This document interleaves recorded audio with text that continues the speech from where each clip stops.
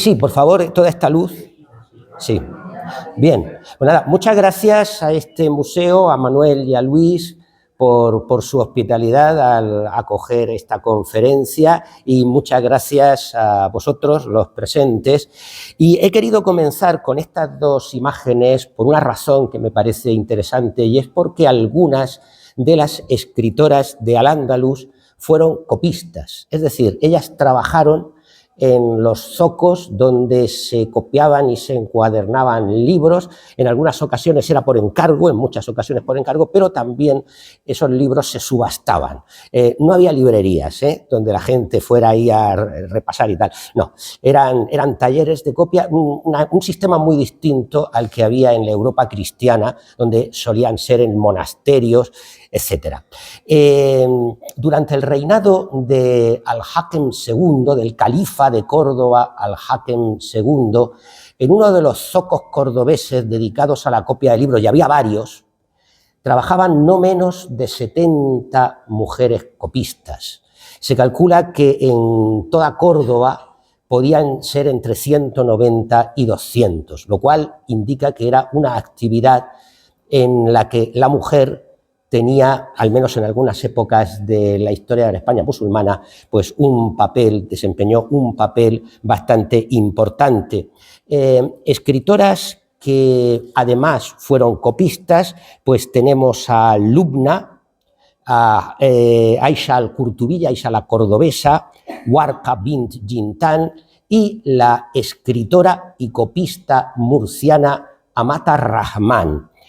Hubo otras escritoras que, aunque no fueran copistas, tenían muy buena caligrafía, como es el caso de Hafsa Rakunilla, y como anécdota contaré que Safiya Ar-Raji se enfadó muchísimo cuando alguien insinuó que no tenía buena letra. Bien, dentro de este gran mundo que fue el mundo árabe islámico medieval, algunos piensan que Al-Ándalus fue el territorio que, al menos en términos proporcionales, en términos relativos, aportó un mayor número de escritoras, teniendo en cuenta que era un territorio, una región relativamente pequeña dentro de ese enorme, de ese inmenso mundo, y que Al-Ándalus se fue reduciendo conforme avanzaba la reconquista de los cristianos del norte. Se habla de 120, 130, incluso más, escritoras de nombre conocido. De algunas no conocemos el nombre. Teresa Garulo dice que la gran mayoría fueron poetisas. Ella escribió un libro que se llama Diwan de las poetisas de Al-Ándalus, donde da unas notas muy precisas, como por ejemplo, en algunos casos es imposible saber si dos nombres corresponden a dos escritoras distintas o son la misma escritora, pero con algún error en la transcripción. Hay un dato que, sin embargo, arroja un jarro de agua fría y resulta bastante decepcionante, y es el hecho de que de más de la mitad de las escritoras andalusíes no ha quedado obra alguna. De varias, solamente un par de versos, 4 versos, un poco más, un solo poema, y solamente de unas pocas, entre las que figuran la princesa Wallada y Hafsa, sí se ha conservado una obra que podríamos llamar importante, una obra consistente. Se puede decir aquí, o se puede aplicar a este asunto, la falta de obras de muchas escritoras, esa frase de los filósofos nominalistas del siglo XIV que decía: de la Rosa conservamos su nombre primitivo, solo nombres desnudos tenemos de las cosas, que por cierto inspiró a Umberto Eco el título de su célebre novela El nombre de la rosa, llevada al cine. Unos habrán leído la novela, otros habrán visto la película, y muchos hemos leído la novela y visto la película. Pues solo tenemos nombres de muchas escritoras. Y esto es lo que ocurre con las escritoras murcianas. De Fathuna bint Ja'far no tenemos obra alguna. Es del siglo X. Fue la primera escritora documentada de la ciudad de Murcia, la iniciadora de la literatura femenina en la ciudad de Murcia. Ella escribió poemas y también recopiló, sobre todo, los poemas de las esclavas cantoras.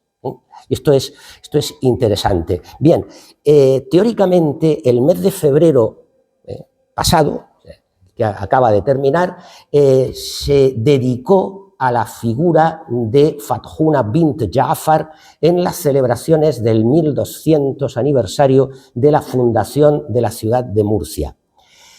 Pero que yo sepa, no hubo ningún homenaje, ningún acto donde se la recordara. Y en la página web del ayuntamiento, pues la información es muy confusa. Se le llama el murciano del siglo X. Alguien preguntará, bueno, ¿y qué hizo este murciano? ¿Por qué es importante? ¿Fue un guerrero? ¿Fue un constructor de acequias? Porque digamos que el elemento arquitectónico de ingeniería al que se dedicaba el mes de febrero eran las acequias. Y encima el nombre está mal escrito, se antepone el apellido, o sea, el nasab, al nombre propio, al isem. En vez de Fathuna bint Ja'far, aparece bint Ja'far, Fatuna, mal escrito, es Fathuna, ben Ja'far, no sé qué, no sé cuántos. O sea, un desastre. Sin embargo, en este museo, que es muy importante para la ciudad de Murcia, el Museo Arqueológico, que es muy importante para la ciudad de Murcia y para la región de Murcia, queremos recordar y honrar la memoria y la figura de Fathuna bint Ja'far, la primera escritora de la ciudad de Murcia, siglo X. Bien, otra escritora notoria a la que ya hemos aludido es Amat ar-Rahman bint Abd al-Haq. Eso es un nombre y no lo que yo tengo, por el amor de Dios. Por cierto, Amat ar-Rahman es el femenino de Abderramán. Abderramán significa el esclavo del misericordioso, evidentemente es Alá, el esclavo del misericordioso, y Amat ar-Rahman, la esclava del misericordioso. Bueno, Amat ar-Rahman, entre otras obras, escribió una de nombre bastante macabro, Libro de las tumbas y de los moribundos. Y si van al centro de interpretación de la muralla de Santa Eulalia, Madina Mursilla, hay dos vídeos. Claro, hay que tener la visión de pulsar en el botón, porque ahí no, bueno, por lo menos la última vez que estuve yo no había ningún letrero. Le dijeron, si quiere ver usted el vídeo, pulse el botón. Había que adivinarlo. Bueno, pues el segundo vídeo aparece una actriz caracterizada como Amat ar-Rahman, que nos habla precisamente del cementerio, porque allí se conserva parte del mayor cementerio que hubo en la Murcia islámica, que hubo en Madina Mursilla. Y esto es bastante interesante, por lo menos allí esa escritora aparece. Se han conservado muy pocos fragmentos de esa obra. También decir que cementerio en árabe es maqbara y cementerios, el plural es maqabr. Imagínense qué adjetivo viene de maqabr. Exactamente, señora, lo que usted está pensando, macabro. Otras escritoras murcianas, por desgracia, también sin obra, son Fátima as-Sadafiyya, Sayida bint Abd al-Ghani, Muaffar o la esclava ilustrada Laila. Bueno, esta es una historia curiosa. Todas las mujeres escritoras que he citado anteriormente, salvo Laila, pertenecerían a lo que podríamos llamar clase media. Pero también, evidentemente, hubo princesas tan destacadas como Wallada de Córdoba, de la dinastía de los Omeyas, Buzaina de Sevilla o Tamima, que era de origen almorávide. También mujeres de familias muy ricas, muy importantes, como Asma al-Amiriyya, que era descendiente de Almanzor. Pero curiosamente también hubo esclavas. Hubo esclavas copistas, que se decidieron a escribir, como fue el caso de Lubna, en la época de Al-Hakem II, hablaremos de ella, pero también hubo esclavas cantoras, es decir, lo que sería en la Europa cristiana, en la España cristiana, juglaresas, como por ejemplo Hind o Gayat. Al estar familiarizadas con la poesía de la época, porque las letras de las canciones eran poemas, y además los mejores poemas de la época, unas canciones, cuidado, que podían durar un cuarto de hora o 20 minutos, no los 3 minuticos de las canciones actuales, pues digamos, no todas evidentemente, pero algunas dijeron, ¿por qué no voy yo a componer un poema y a cantarlo y tal? Y muchas veces, gracias a todo eso, obtuvieron la libertad. Y hay una historia preciosa que deja en mantillas a la Cenicienta y a Pretty Woman, y lamento que no se pueda leer el bonito azulejo que está a la izquierda, que se sitúa en el Alcázar de Sevilla, donde se habla de una esclava llamada Rumaiquilla que llegó a ser reina con el nombre de Itimad. La historia es como sigue. El príncipe Al-Mótamid, que luego llegó a ser el rey poeta Al-Mótamid de Sevilla, siendo muy joven, siendo un muchacho, paseaba con su maestro, el también poeta Ibn Ammar, por las orillas del río. Y las criaturas se entretenían improvisando la mitad de un verso, los versos árabes son largos, y después el otro tenía que improvisar la segunda mitad para que coincidiera el metro, el ritmo, la cantidad silábica, en fin. La poesía árabe, la poesía tradicional es muy, muy complicada y muy difícil. Entonces, viendo al Mótamid que el vientecillo estaba ondulando la superficie del río, improvisó el siguiente hemistiquio, la primera mitad de un verso que dice: el viento teje lorigas sobre las aguas. Lorigas son cotas de malla. El viento teje lorigas sobre las aguas. Como Ibn Ammar se atascó y no daba con la segunda parte del verso, una esclava muy joven, muy bonita y con mucho desparpajo, que estaba lavando la ropa en el río, se volvió hacia los dos e improvisó lo siguiente: qué magnífica coraza si se helaran. O sea, el viento teje lorigas sobre las aguas, qué magnífica coraza si se helaran. Como no sé si lo han entendido, lo voy a recitar en árabe para mayor claridad. Sana rihu ala al-ma'i zarada, ay dara'a liqitali lau hamada. De este verso hizo una versión la escritora mexicana Rosario Ferré en una redondilla, 4 versos octosílabos que riman A, B, B, A, y que dice así: la brisa convierte el río en una cota de malla, mejor cota no se halla cuando la congela el frío. Al-Mótamid, comprensiblemente, quedó fascinado por esta joven y bella esclava, la compró a su dueño, se enamoró perdidamente de ella y por lo visto ella de él. Le dio la libertad y se casó con Rumaiquilla. Y luego, cuando tras la muerte de su padre, Al-Mótamid heredó el trono, la convirtió en reina, con el nombre de Itimad.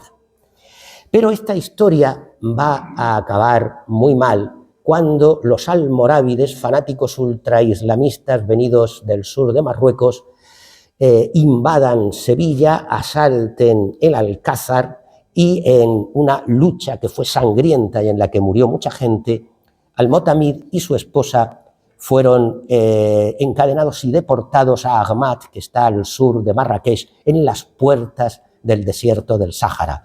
2 hijos de la pareja, los 2 hijos varones, murieron, el uno luchando contra los almorávides en Córdoba y el otro posiblemente envenenado. Y en cuanto a la hija Abu Zaina, fue convertida en esclava. Vamos a asistir a una serie de historias tristes, ya lo digo. Bueno, lamento que la ilustración de la derecha no se vea bien.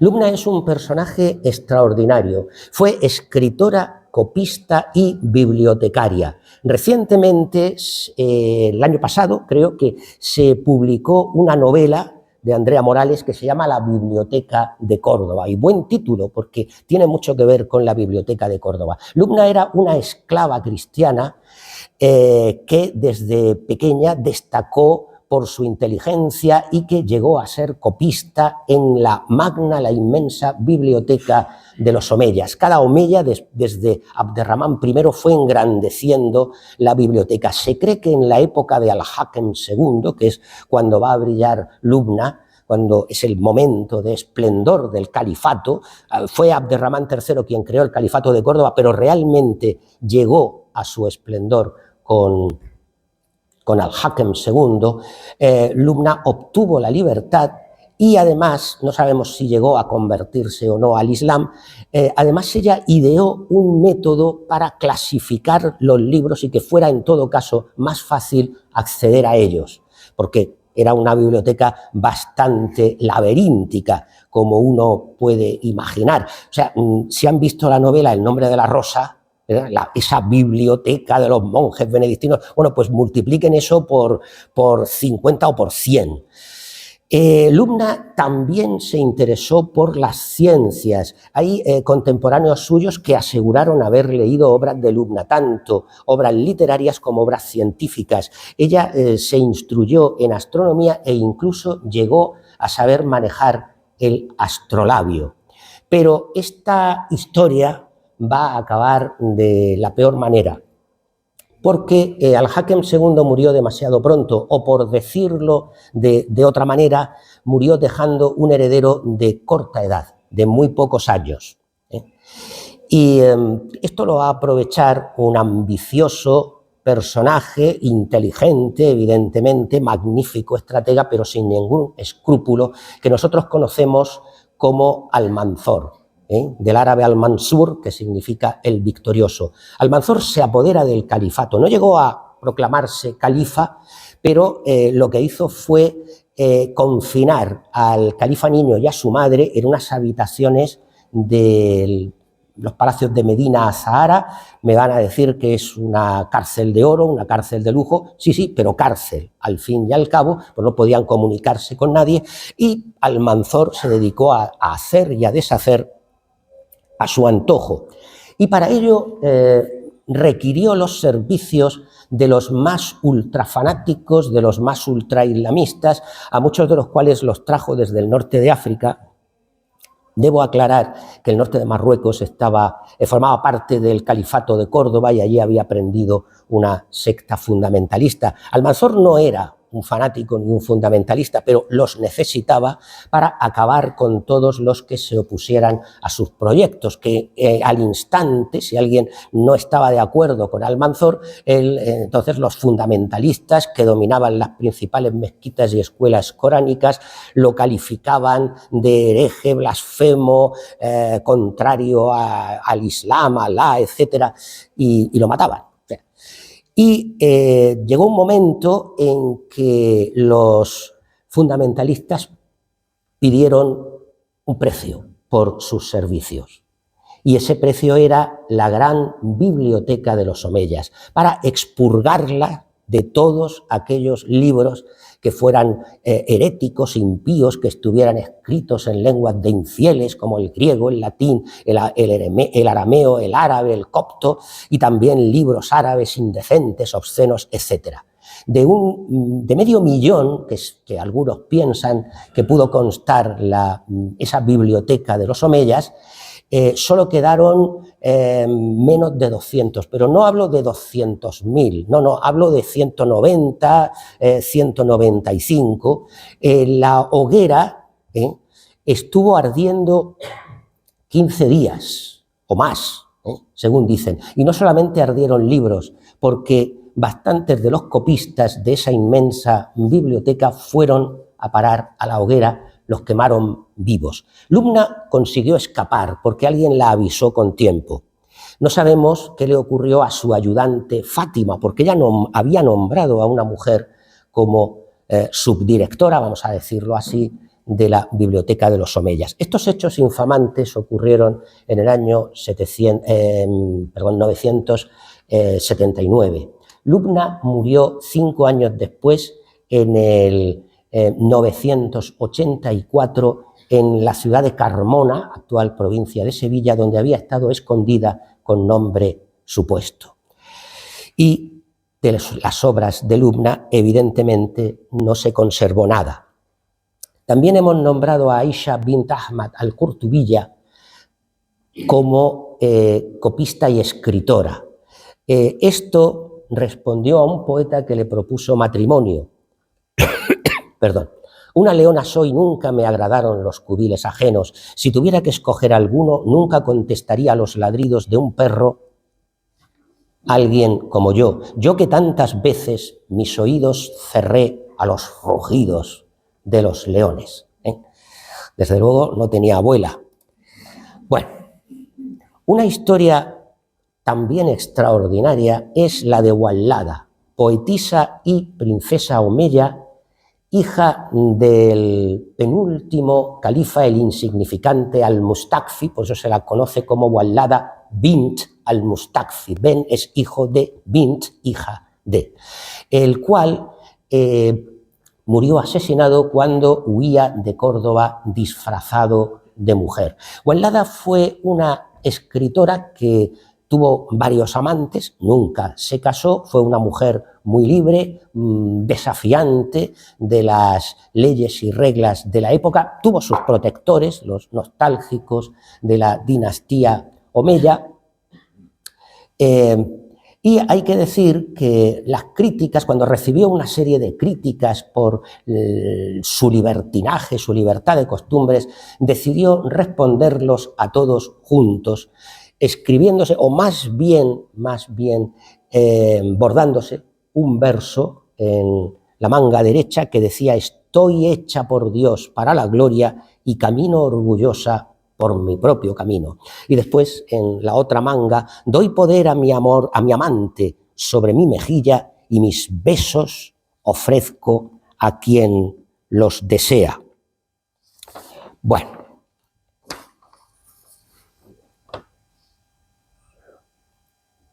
seguramente querrán oírlo en árabe. Lo están deseando, sí lo sé.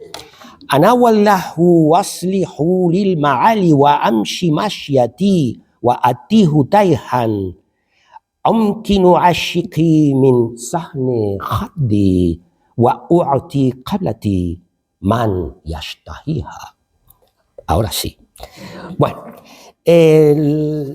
la historia de amor, de literatura de amor más intensa que vivió Wallada fue con el también poeta Ibn Zaidún, al cual escribió ella: cuando caiga la tarde espera mi visita, pues veo que la noche es quien mejor encubre los secretos.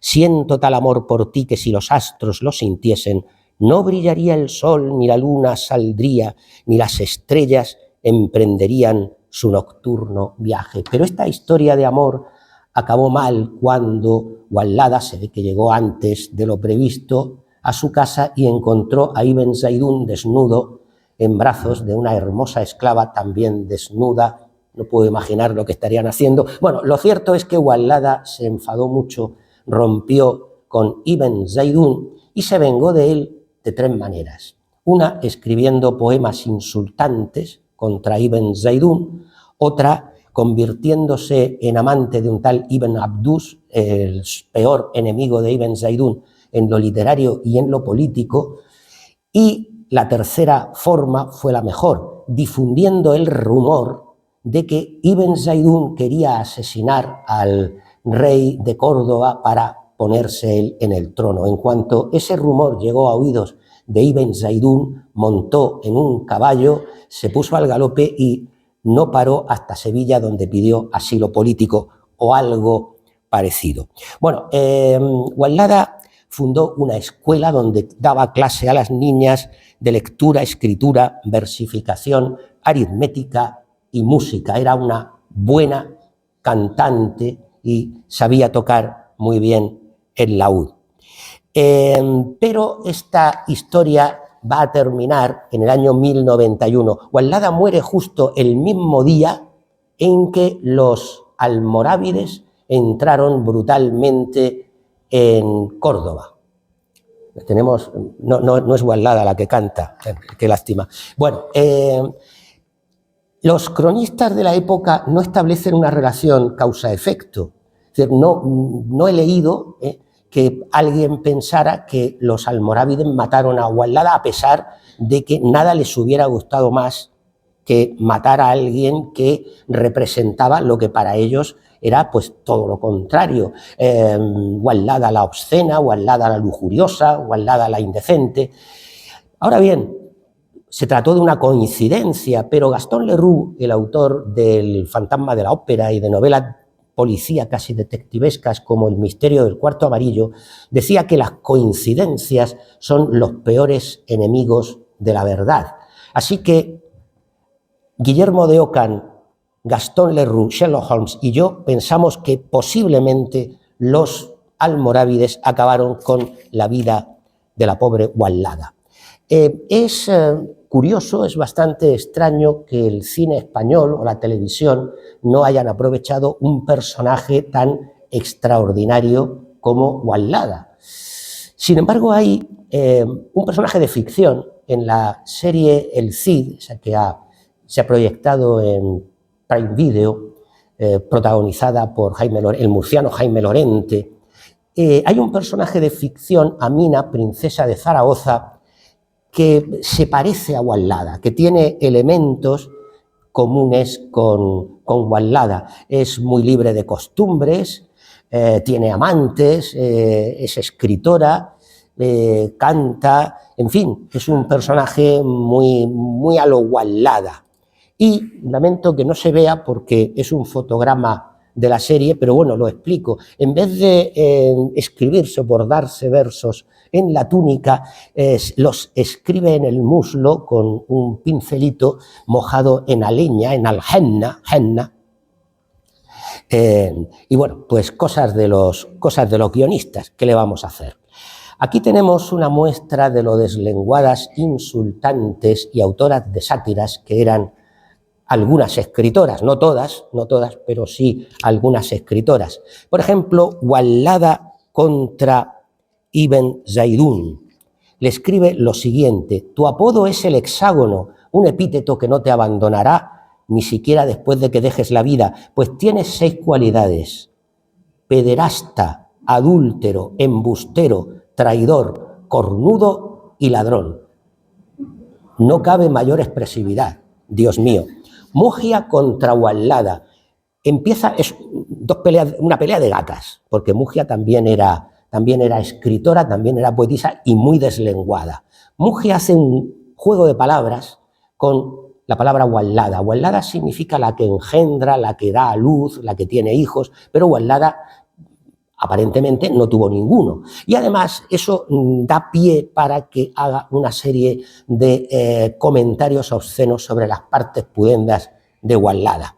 Hafsa Arracunilla contra Al-Qutandi. En una sátira de carácter escatológico, la poetisa manda a Al-Qutandi a revolcarse en los excrementos.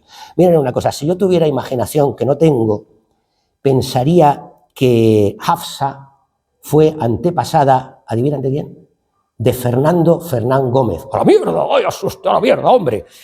Pero como no tengo imaginación, no lo he pensado nunca. De Nashun contra al-Makhzumi, además de aludir al estiércol que inunda las calles del pueblo donde nació al-Makhzumi, y respondiendo a sus críticas, Nashun se siente orgulloso de que, siendo una mujer, sus poemas no parecen los de un hombre, son mejores que los de cualquier hombre.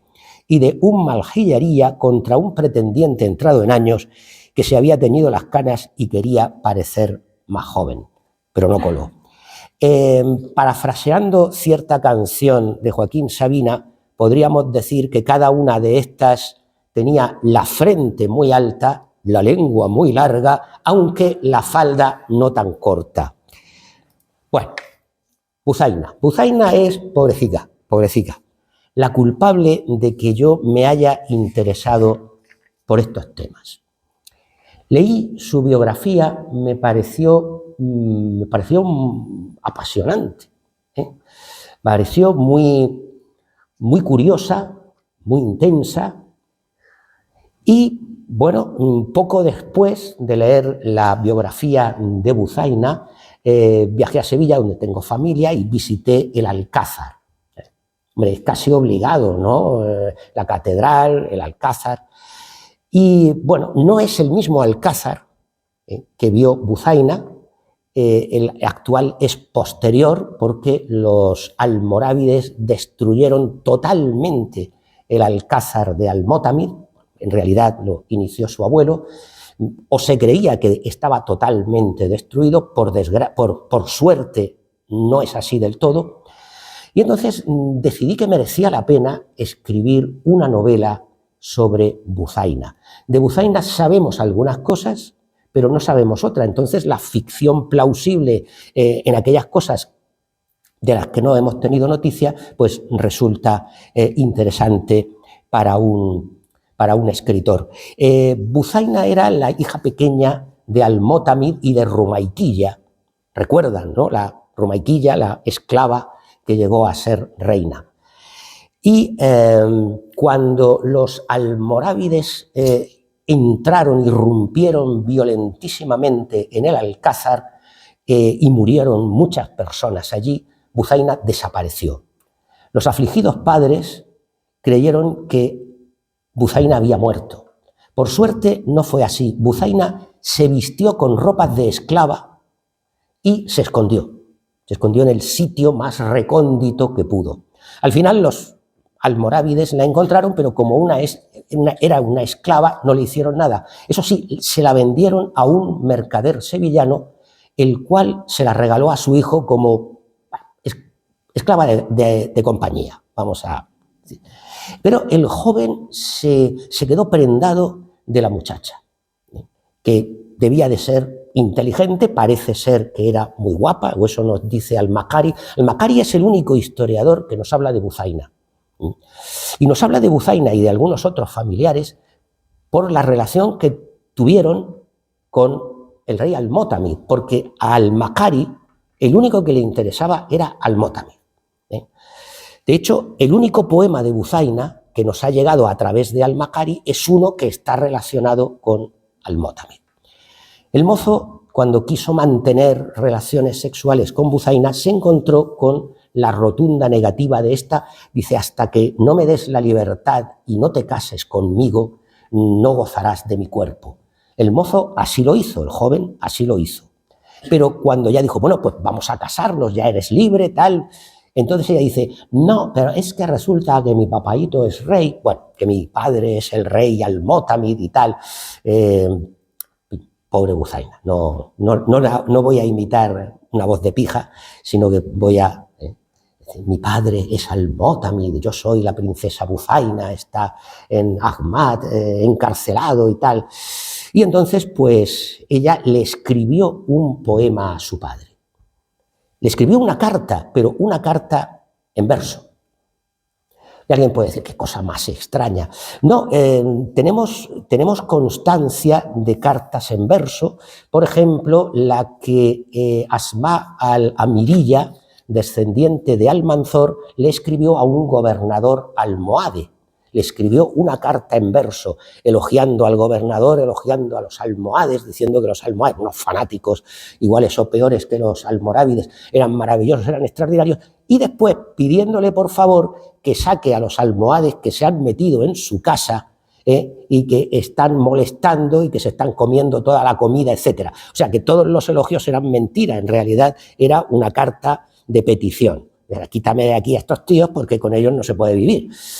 O sea que escribir cartas en verso, aunque hoy nos pueda parecer muy raro, claro, hoy con los WhatsApp y tal, pues era algo que se hacía, Y Buzaina escribió un precioso poema dedicado a sus padres, donde primero contaba todo lo que le había sucedido, todas las penalidades que había sufrido, lo que había visto en el palacio, los horrores que había visto en el palacio antes de esconderse, y después le pide permiso para que el joven pueda casarse con ella. O sea, es el final, es una petición de que Al-Motamid dé el permiso real para que ella pueda casarse con el joven. El joven llevó la carta hasta Agmat, es decir, cruzando Marruecos casi de una punta a otra.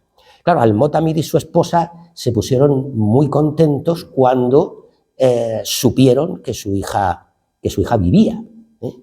Y entonces Al-Motamid, en una tirilla de papel que le suministró el joven y un carboncillo, escribió: hija, sé afectuosa con él, el tiempo ha decretado que lo aceptes. Y ya no se sabe nada más, ni de este joven enamorado, el pretendiente de Buzaina, ni de la propia Buzaina. Se supone, o eso supongo yo en mi novela La risa de las mujeres muertas, está a la izquierda, no sé si bueno, no se ve muy bien.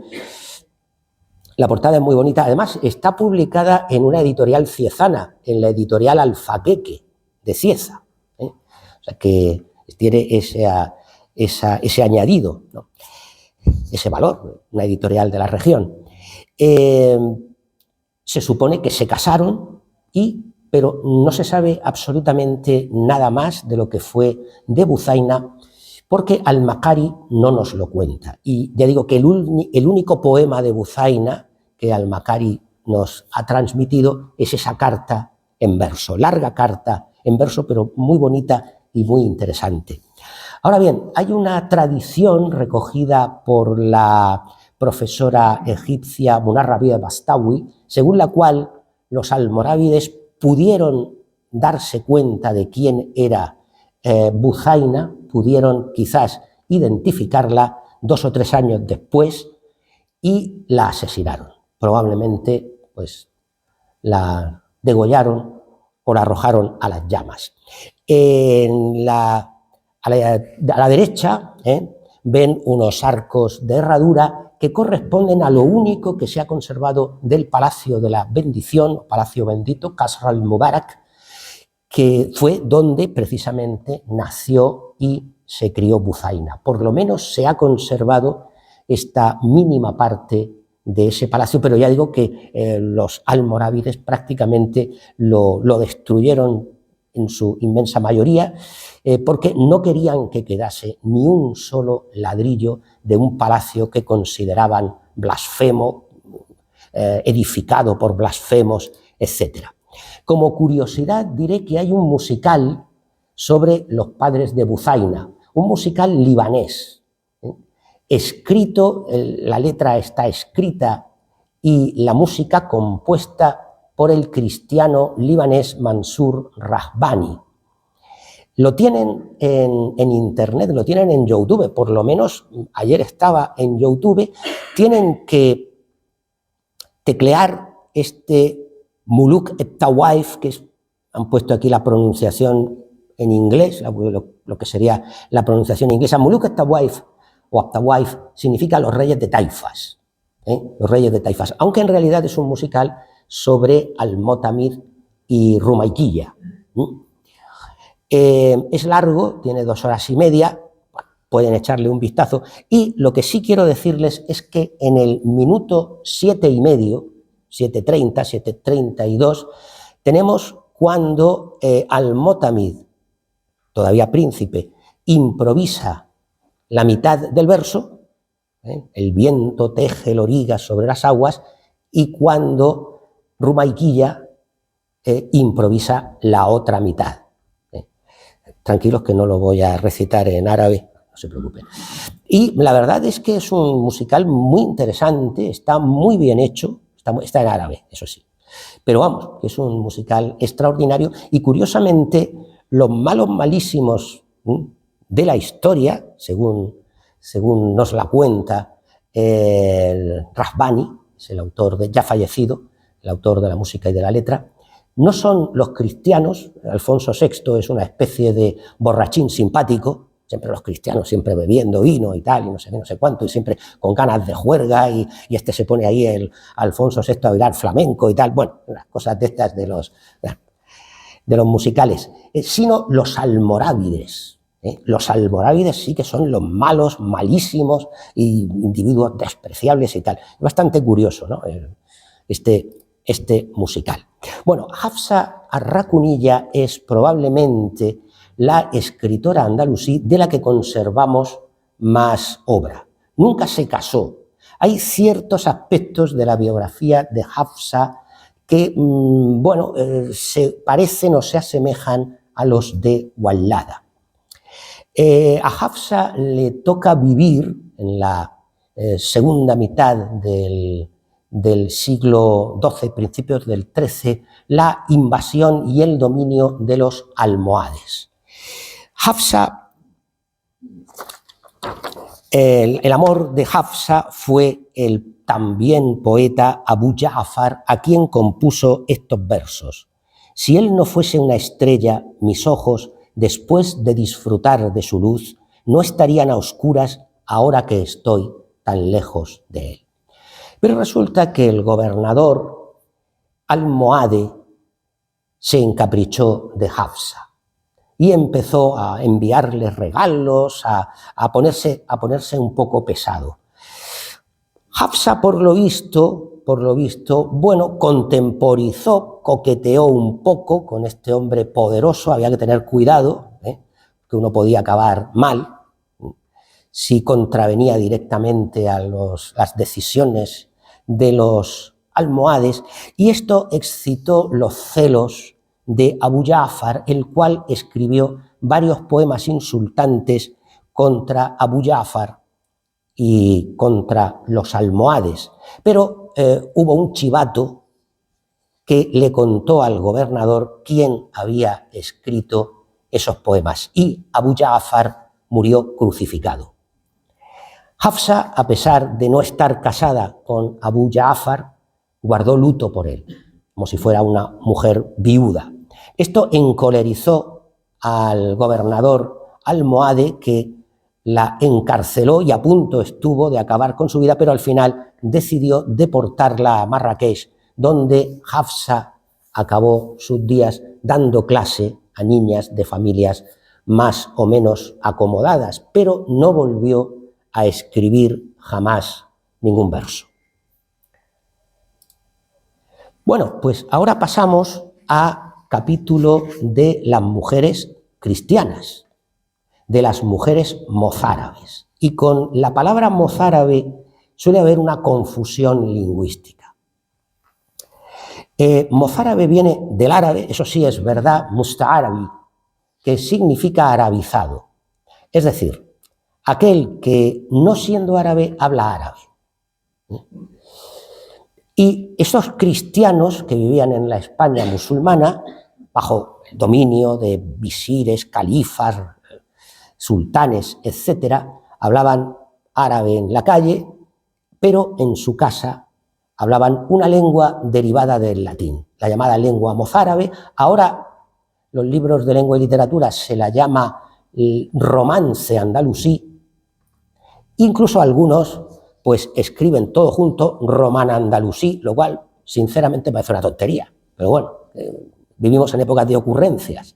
Lo de lengua mozárabe yo creo que no le molestaba a nadie.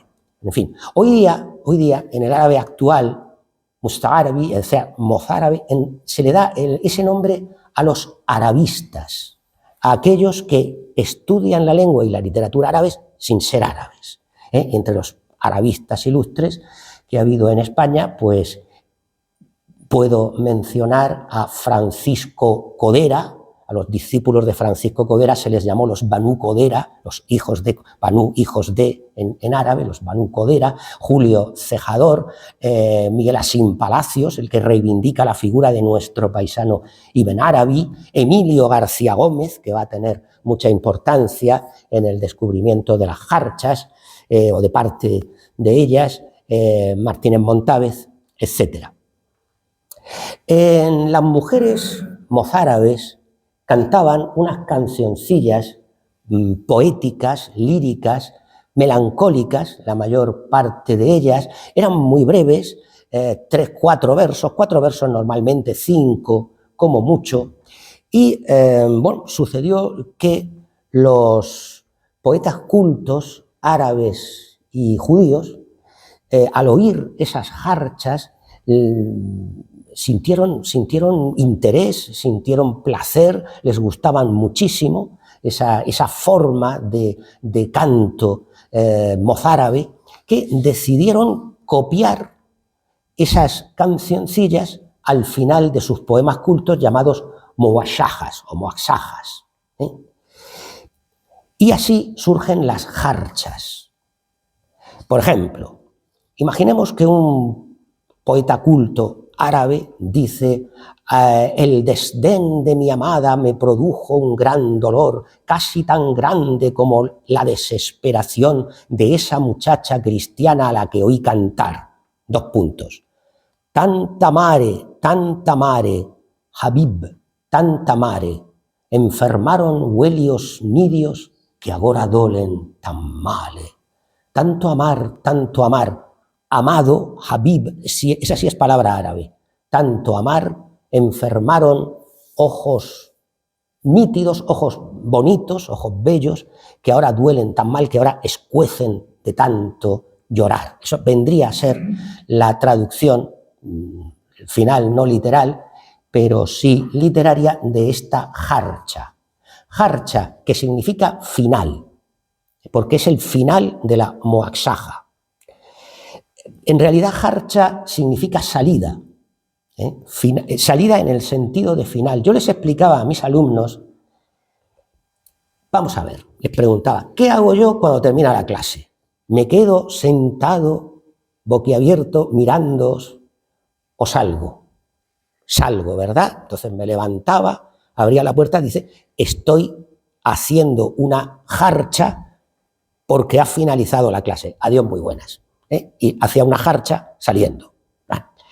Una especie de broma para que se les quedara en la cabeza. De todas formas, no mucho, no mucho, porque algunos. En un examen puse las jarchas mozárabes como una de las preguntas, un examen de tercero de la ESO. Y un alumno poco aplicado me dijo, no sé lo que son las jarchas. No, evidente. Pero los mozárabes eran moros jóvenes. Claro, mozárabe, mozo árabe, toma, moro joven. Bueno, pues no, lo sabía, los mozárabes lo sabía de todas las edades. Y las autoras de las jarchas eran mujeres. O sea, no eran mozos, serían mozas, muchas de ellas. Fíjense que el idioma recuerda un poco al italiano. Los italianos también dicen amare, amore mío, tal, no sé qué. El Habib no lo dicen. También recuerda al gallego, también recuerda al castellano. Enfermaron, eso es perfectamente castellano, en algunos casos al castellano arcaico de las glosas silenses y emilianenses, etc. Y aquí tenemos otro, más breve todavía, que farello, auque será de mibi, Habibi, non te tuelgas de mibi. ¿Qué haré o qué será de mí, amado mío? No te separes de mí, no me abandones. Es el no me quitte pas de Jacques Brel, pero en plan mozárabe. Y siempre es una muchacha la que canta, la que canta, la que llora en verso. Habibi es amado mío. La i final de Habibi es el posesivo de primera persona del singular en árabe. Y hay algo curioso y que llama muchísimo la atención, y es el hecho de que Al-Mótamid, el rey poeta, y quizás para algunos el más grande poeta andalusí después de Ibn Zaidún, utiliza a veces mozarabismos. A pesar de que él escribe en un árabe pluscuamperfecto, utiliza mozarabismos, concretamente boquiella, que es boquita, y besiellu, que es besito. Y las utiliza varias veces. Y claro, si las emplea, es porque la gente de alguna manera lo entendería.